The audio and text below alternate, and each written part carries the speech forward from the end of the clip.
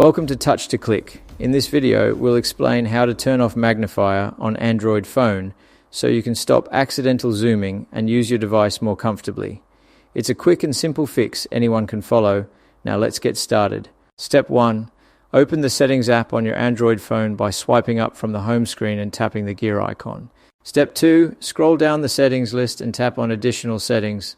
This section contains advanced options that let you customize how your phone behaves. Step 3. Find and tap Accessibility to open features designed for vision and usability support. These tools help users adjust the phone to their specific needs. Step 4. Tap on Vision to access visual assistance and display-related options. Step 5. Tap on Magnification to manage the Magnifier feature.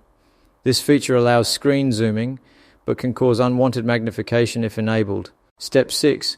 Tap the on and off switch next to Magnification to turn it off. Once disabled, the zoom feature will stop activating and your screen will return to normal behavior.